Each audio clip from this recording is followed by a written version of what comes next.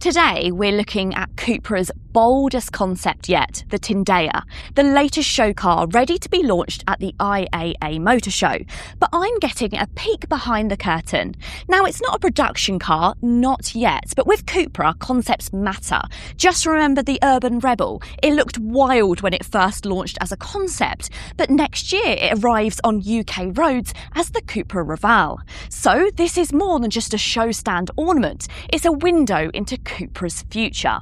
Hi guys, my name's Tish and welcome back to Auto Social UK. In today's video, I'm going to be telling you everything you need to know about the very cool new concept car from CUPRA. So if that sounds good, then please keep watching. And if you like new car reviews and car content, then go ahead and hit the subscribe button. So what actually is the Tindaya? CUPRA describes it as a show car for a new era of performance, and the numbers back that up. It's built on the Volkswagen Group's new SSP platform, and shown here is a serial range extended EV setup. In this setup, the Tindaya delivers 365 kilowatts, that's 496 PS, making it the fastest CUPRA ever, 0 to 100 kilometres in 4.1 seconds. Range, about 300 kilometres on pure electric power, but over 1,000 kilometres once that generator comes into play. That's a huge claim, but if it makes it into production, this could also solve real anxiety issues that people have with EVs. Let's get one thing straight. The Spanish know how to create design drama. At the front, CUPRA has really doubled down on theatre. The shark nose profile and triangular DRLs are aggressive, clearly influenced by the Dark Rebel. And there's the so-called black mask grille. Stand in front of it and you get this fire display effect, with pulses of red and orange light that look like flames dancing across the face. It's the kind of thing that you'll never see in a production car, but it shows how CUPRA want to inject emotion into what could otherwise be a blank EV nose. From the side, I think this is one of its best angles. The fastback roofline makes it look more Coupé crossover than family SUV, and the short overhangs and high beltline give it a real pushing forward stance. The sculpted bodywork is bold.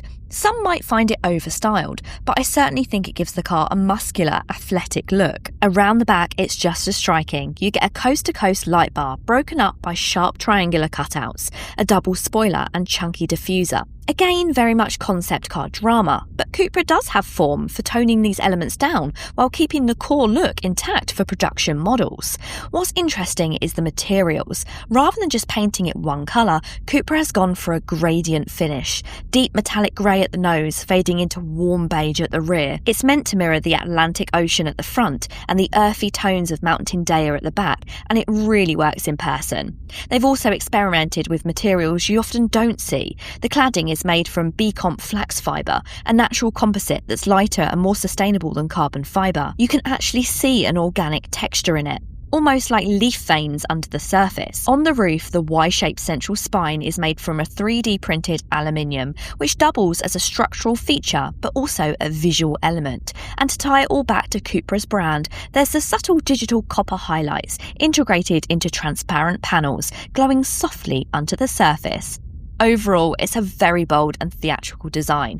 Some of the flourishes won't make it past the concept stage, but the triangular light signature, the shark nose, and even the material experimentation are likely to influence the next generation of CUPRA's production models. The name fits right in with CUPRA's tradition too.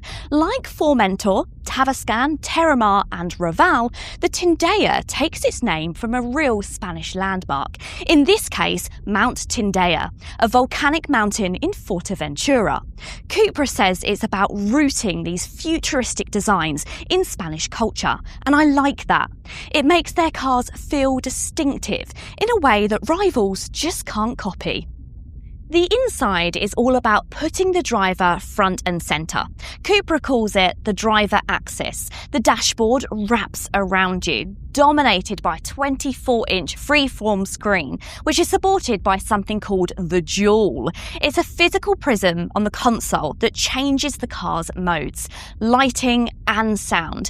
It's meant to blur the line between digital and physical. But the big talking point is the yoke-style steering wheel. These pop up in lots of different concept cars, but Cupra's design feels a bit more serious, with satellite buttons for key functions. Could this be a hinting of a steer-by-wire system like the Lexus RZ uses? Possibly, but if not, I'd expect a more conventional round steering wheel to make a return if this does make it into a production car, more like the Born or Tavascan. The seating is a 2x2 layout with opposing saloon-style doors. Definitely a concept car flourish, but the seats themselves are interesting. Cupra calls them the next generation of CUPBucket seats, and they've been designed as a blend of motorsport chairs and lounge furniture. Materials are another talking point. There's a strong sustainability angle, with bio-based vegan leather and B-Comp flax fibre used alongside traditional finishes. You also get waxed bronze microfibre in the trim, which adds a warmth and depth to the otherwise technical look. Even the structural elements like the 3D printed aluminium tying in with what we saw on the outside of the roof spine. Lighting plays a huge role too. The whole cabin is set up to respond to different modes, with ambient light flowing through the seats, console and dashboard. Combined with an audio system developed with Sennheiser, it's designed to feel immersive, almost like the car itself is part of the performance. It's futuristic, dramatic, and almost certainly not all of it will make it to production, like those rear hinge doors for example, but the focus on sustainable materials, bold ambient lighting, and driver-centric design feels like a preview of where Cupra wants its interiors to go next. Let's come back to that serial REEV system because it's unusual. Unlike a plug-in hybrid, where the engine and motors both drive the wheels, here the engine's job is just to generate electricity. So when you drive the Tindaya, it will always feel like an EV.